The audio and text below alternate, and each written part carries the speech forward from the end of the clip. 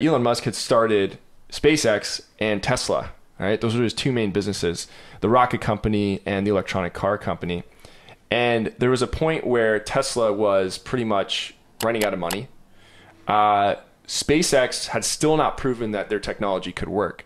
The core technology for SpaceX was a rocket that could go into space, launch, and that the landing pad, that the remaining thruster could land on a landing pad and be reused.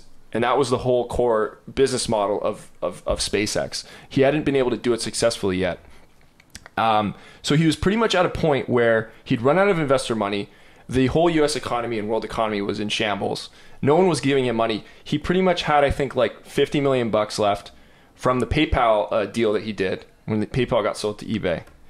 And he said, okay, I can do three things. I can either put all my money into Tesla and let SpaceX die. I could put all my money into SpaceX and let Tesla surely die. Or I could put half of my money in Tesla, half of my money in SpaceX, and there's a more than likely probability they both die, and I end up with nothing. And he ended up doing that third point. He ended up splitting the money between the two and gruelingly pushing through to try to figure out two really big problems: how to scale the production of the Tesla Model S. I believe it was the Model S, or it might have been the Model 3, I can't remember. And trying to solve the problem of getting the rocket to land on the landing pad by itself. And even to make things worse, with the SpaceX side, the fact that SpaceX still exists is incredible, because he ended up launching 3 rockets, and each time the rocket blew up. It wasn't able to land. And he said that each rocket cost like 10 million bucks. So the first one, boom, 10 million bucks, done. The second one, he's like, hey, we got to get this. We got to do this, because if we don't, NASA's not going to pay our contract. Boom, blows up. Shoot. Okay. Third one, boom, blows up. Fourth one, he's thinking, okay, do I even bother? Should I even do this? If this one blows up, it's done. Literally, the last 10 million bucks. He throws up the last rocket and was able to land it. And that was what allowed him to get the NASA contract that saved the whole company. Incredible. Like, literally, I think if that fourth rocket blew up, I just wonder, like, what would have happened to SpaceX? What would even happen to Tesla? Yeah.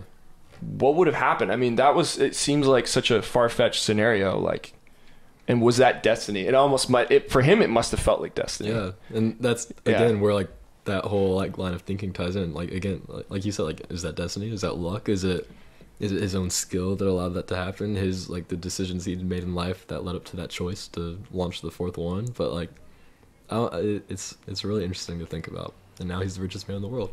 And, like, yeah. So, like, I don't know. It's definitely interesting. Just, he could have easily been literally penniless. I mean, I'm sure he'd never be penniless because he's got so many connections. He's so brilliant. But he could have literally lost everything so many times.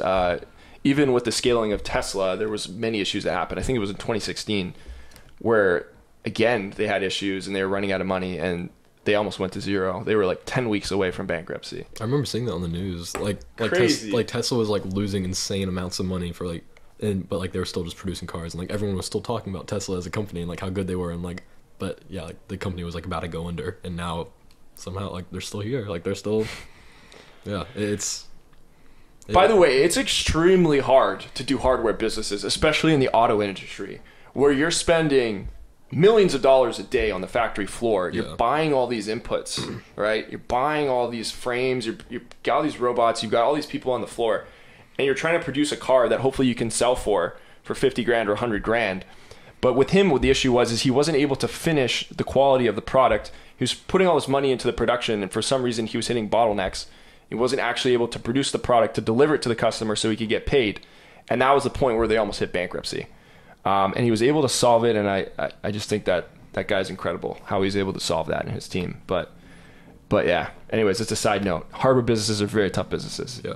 I think it's like the perseverance that, because I feel like a lot of people, because he obviously has the skill, obviously has the smarts, like but I think like a lot of people have perseverance without that to back it up, and then I feel like that's when they fail. But like when you have, and I think perseverance as well is just like, not desire, but like just full on determination to do something. Like I think that's such a key part. Like you wouldn't have launched that fourth rocket if you didn't persevere, if you wasn't that determined and that determined to see it succeed. I mean, and then again, like, was it luck? Was it fate? Was it destiny? I mean, I don't know. It's interesting. It's an interesting, what do you call it? A thought question or a thought exercise. Thought exercise. Yeah, it's interesting. Yeah, I mean, it's just like, look, the guy already made 150 million before he even started SpaceX and Tesla, and it's just like the fact that he was willing to risk all that for the success of those companies is incredible.